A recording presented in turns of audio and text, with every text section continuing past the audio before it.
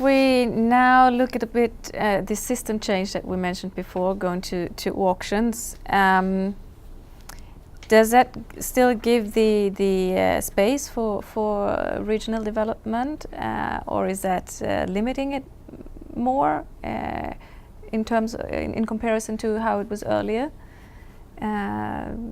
Is the auctioning system preparing some space for that, or is the pressure too hard when it comes to press the prices? Well, I think it would obviously be kind of nice to keep away from the auction system, because you would then probably enjoy some better margins, right, and create some more space. But I think there is no way back. It's the tender regime is the reality and will not go away. And E.ON, as well as all our competitors, are willing to tackle it adequately.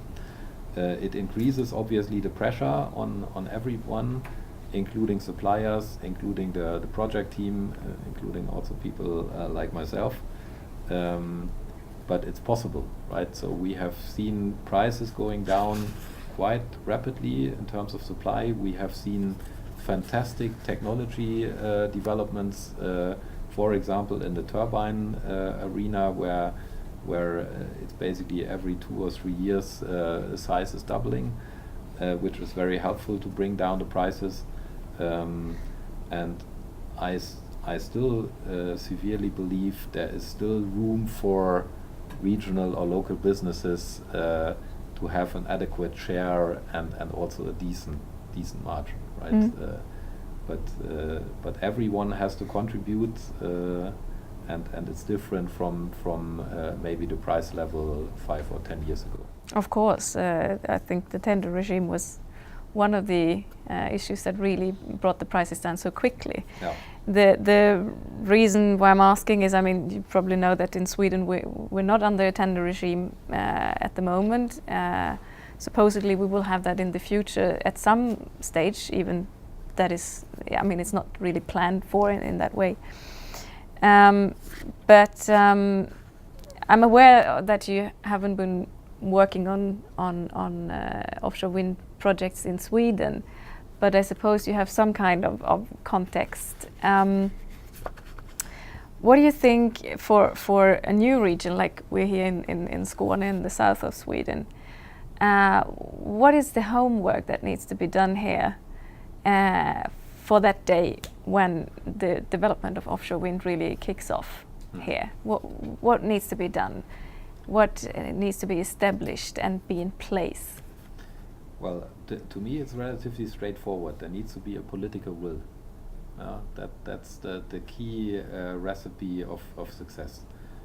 Once there is a clear message from the government that they would like to go for offshore wind, then the other things, I wouldn't say are easy, right? But they basically come automatically along, and things will develop. But you need to create a certain framework and a clear message. Yes, we want to make it happen, and it's so many projects in so many years.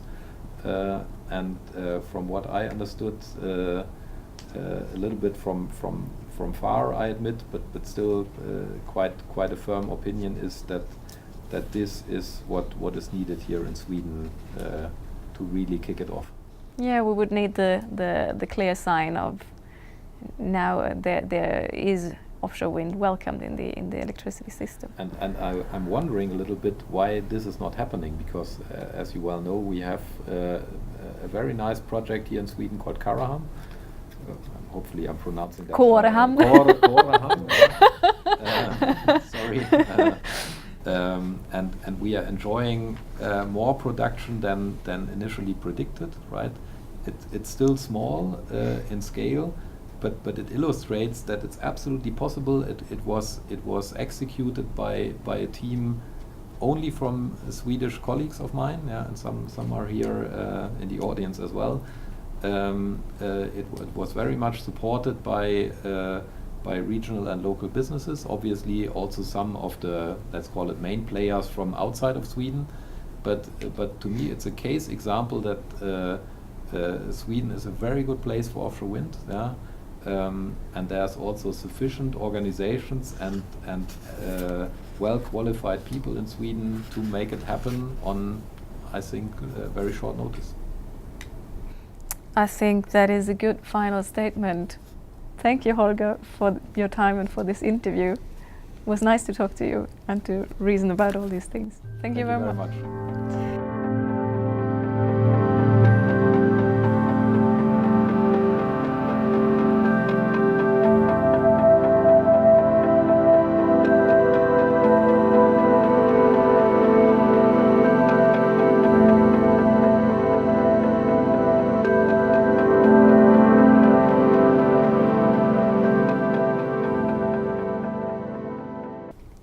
If